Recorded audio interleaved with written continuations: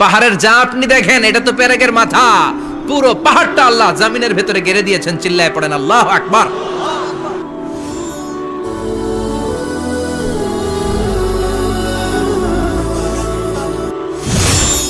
এরপরে বায়োলজির কথা আছে না নাই?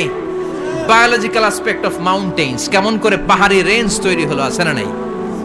ওয়াজআলনাল জিবালা আওতাদা, পাহাড়কে আমি পেরেক মেরে দিয়েছি। ওমিয়া কাঠের ভেতরে যখন পেরেক মারেন, পেরেকের বেশিরভাগ অংশ কাঠের ভেতরে ঢুকে যায়, উপরে দেখা যায় সামান্য, ঠিক কিনা? তো লোহা যদি আল্লাহ পেরেক মারেন, উপরে যা দেখা যায় এটা সামান্য, আসল পাহাড় তো মাটির নিচে। সুবহানাল্লাহ কইবেন না? আসল পাহাড় কোথায়?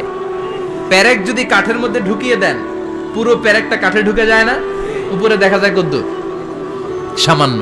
পাহাড়ের যা আপনি দেখেন এটা তো পেরেকের মাথা, পুরো পাহাড়টা আল্লাহ জমিনের ভেতরে গেড়ে দিয়েছেন। চিল্লায় পড়েন আল্লাহু আকবার।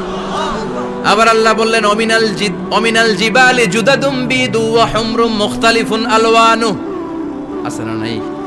ওয়া গারাবিবু সুদ, আল্লাহ বলেন নানা রঙের পাহাড় পর্বত মহাবিশ্বে আমি তৈরি করেছি। কোন পাহাড় হচ্ছে রক্তিম বর্ণের, কোন পাহাড়কে বানিয়েছি আমি কৃষ্ণ বর্ণের, কোন পাহাড়কে বানিয়েছি আমি শুভ্র বর্ণের, কোন পাহাড়ের রং কালো, কোনটা সাদা, কোনটা নীল, আছে না নাই? মহাবিশ্ব যখন তৈরি হয়েছে, পৃথিবীর মধ্যে 7টা টেকটনিক প্লেট তৈরি হয়েছে। 7 tectonic plates create the mountain range on earth.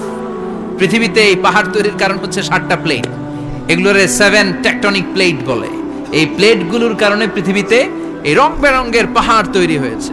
কত রঙের যে পাহাড় আছে, আরব বিশ্বে পাথরের পাহাড়, বাংলাদেশে মাটির পাহাড়, ব্রুনাই, সিঙ্গাপুর, ইন্দোনেশিয়াতে যদি যান আরেক ধরনের পাহাড়। চায়নার একটা শহর আছে গানজু সিটি, কি নাম? এই গানজু সিটিতে একটা পাহাড় আছে রেইনবো মাউন্টেন, ওখানে 7 রঙের পাহাড় পাওয়া যায় এক জায়গায়। সুবহানাল্লাহ কইবেন না? রেইনবো মানে কি? রংধনু। রংধনুর কয় রং? কথা কন। ছোটবেলা আমরা মুখস্থ রাখতাম বেনিয়া সহ কলা, বেতে বেগুনি, নিতে নীল, আতে আসমানি, শতে সাদা, হতে হলুদ, কতে কালো, লাতে লাল। সুবহানাল্লাহ নাই? মনে রাখার কি অসাধারণ পদ্ধতি। তো এই রেইনবো মাউন্টেন, রংধনুর 7 রঙের পাহাড় এক জায়গায় পাওয়া যায়। এখানে সাদা পাহাড়, এখানে সবুজ পাহাড়, এখানে নীল পাহাড়, ওখানে লাল পাহাড়, এখানে কালো পাহাড়। এই চায়নার গানজু সিটিতে আল্লাহ তাআলা 7 রঙের পাহাড় এক জায়গায় রেখেছেন। চিৎকার করে বলেন আল্লাহু আকবার। তার মানে বায়োলজির কথাও কোরআনের ভেতরে আছে না নাই? এরপর আল্লাহ বললেন কেমন করে আকাশ থেকে আমি পানি নাজিল করে, এটাও কোরআনে আছে না নাই? আমরা ছোটবেলা পড়েছি ওয়াটার সাইকেল, হাইড্রোলজিক্যাল সাইকেল, কেমন করে সূর্যের তীব্র তাপ সাগর থেকে পানিকে জলীয় বাষ্প করে উপসে নেয়, উপরে নিয়ে সেটাকে পুঞ্জীভূত করে দেয়, ঘনীভূত করে দেয়, মেঘ হয়ে যায়, সেখান থেকে ঝিরিঝিরি ঝিরিঝিরি বৃষ্টি পড়ে, আছে না নাই? আর ওই বৃষ্টির গান আমরা গাই, এই বৃষ্টি ভেজা রাতে তুমি চলে যেও না। ওই বৃষ্টি পেয়ে আল্লাহর কাছে দোয়া করে না? বিশ্বনবী বলেন রহমতের বৃষ্টির নিচে দাঁড়িয়ে কেউ যদি হাত তুলে দোয়া করে, ওই দোয়া কবুল করে কে? আল্লাহ।